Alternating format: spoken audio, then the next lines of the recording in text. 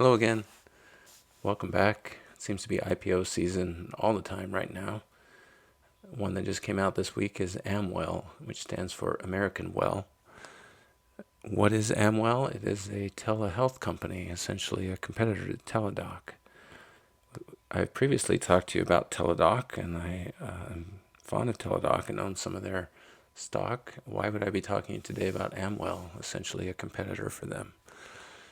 Well, you might look at Amwell as just a few years behind Teladoc in terms of their business. Amwell is definitely growing, especially during this COVID-19 pandemic. And so it might be a good chance for you to get in this field of telehealth, owning some shares of stock at a much cheaper price than you can currently buy Teladoc at. So let's talk a little bit about Amwell. You can see here on their webpage, they tell you how it works, fairly easy. You enroll, you choose what kind of provider you're looking for, and you get a visit. When you do this, you can decide whether you want to wait for the next available doctor or whether you want to choose a particular doctor, so there is some choice in there. As far as insurance coverage goes, you'd have to check with your own telehealth or your own insurance cover underwriter as to whether they cover telehealth, but a lot of the governance for telehealth has been relaxed during this pandemic time. They have an app that you can do either on a phone or a computer, an iPad, you name it. They have lots of different ways that you can access your particular telehealth provider. And as far as what they do, they have a nice little thing here where it shows conditions, and you can just click on view all conditions. These are some things that you could talk to a telehealth provider about potentially. There it is, Amwell, essentially their business and what they do. Let's talk about the financials. So this comes directly from the Amwell SEC filing. Companies do this if they're going to be offering initial public offerings. So you can always go to this Securities and Exchange Commission filing to read about the company.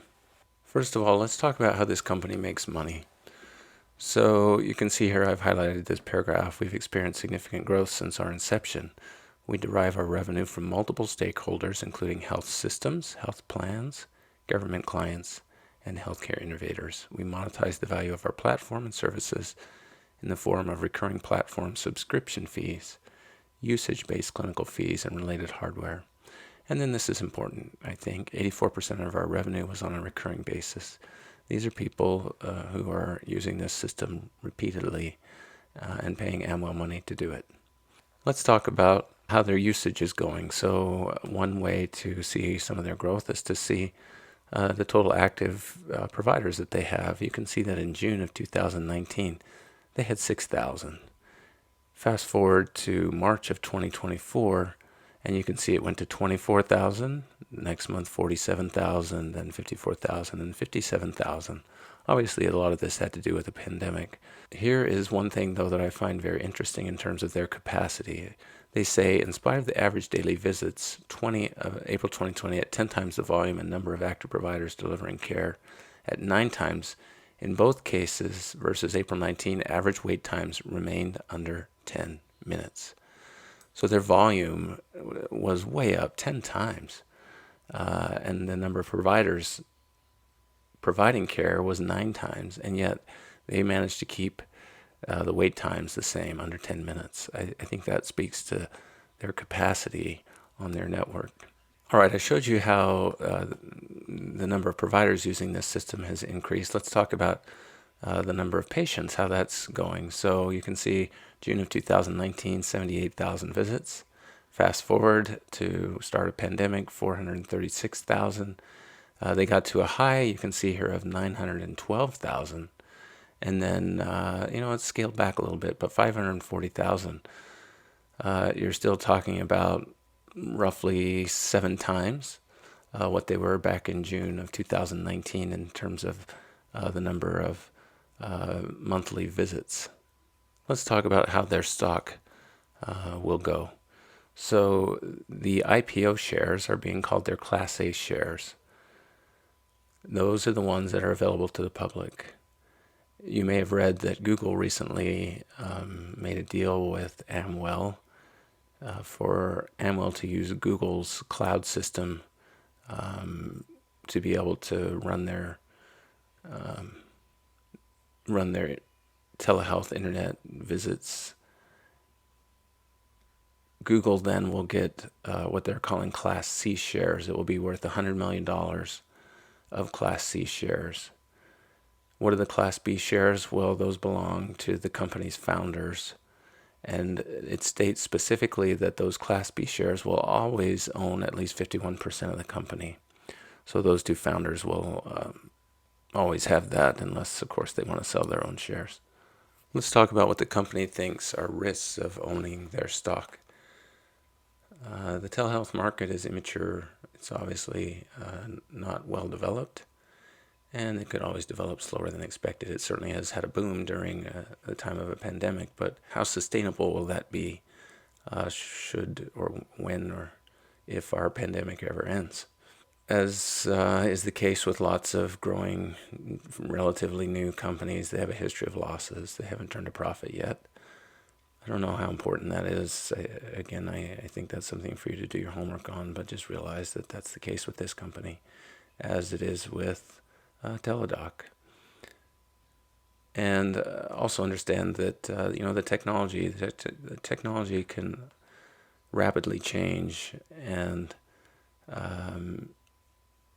consumers may have initially started with this company and decide that another company has a better technology or a better platform.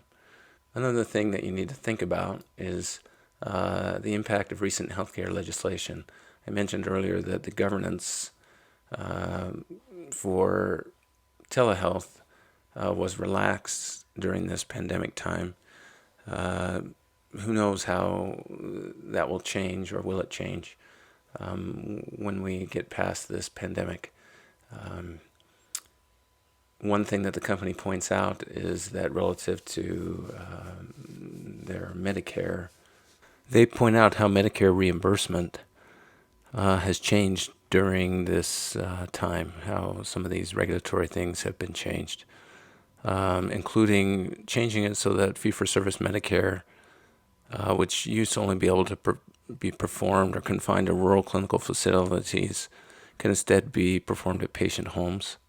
The reimbursement for Medicare improved, and at parity with brick and mortar services, they stated it often with a $0 copay. And then the way that state licensure policies for providers were changed to enable more providers to see patients in more states.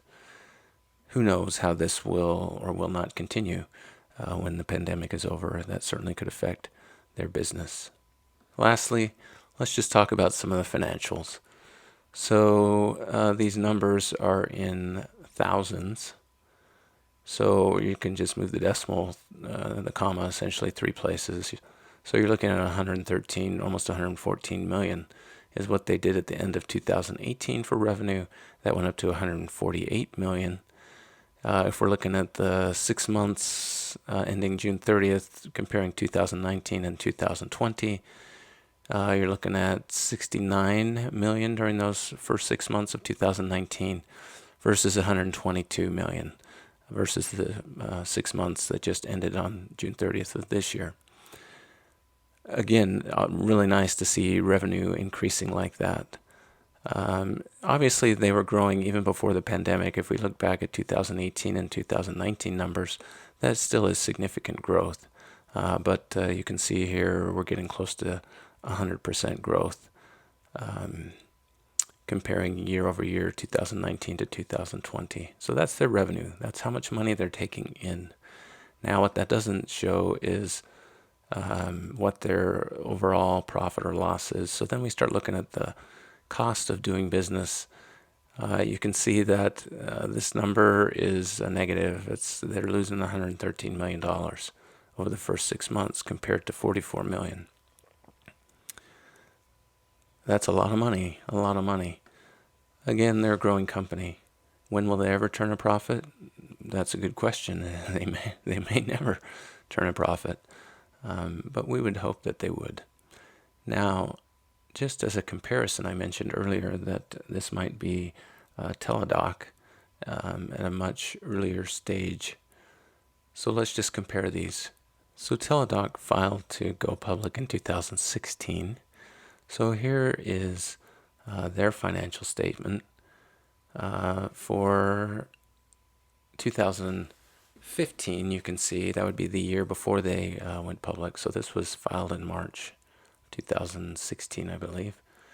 Revenue, again, it's in thousands, so that's 77 million.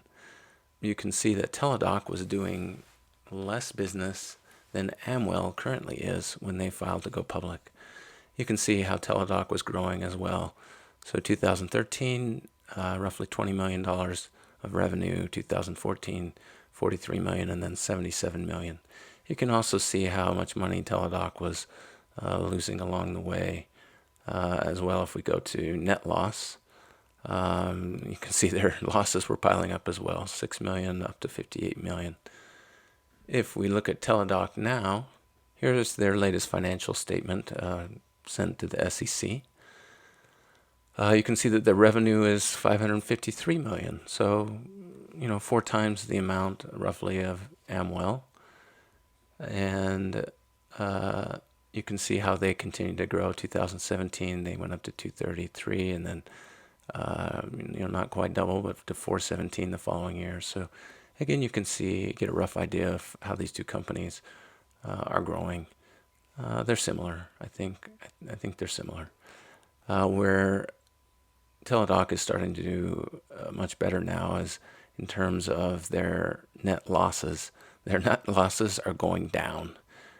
You can see they're trying to turn the corner here. So decide for yourself. Amwell may be a good entry point for you into the telehealth market at a much cheaper price per share. And I hope this gave you some good information. We'll talk to you later. Thanks.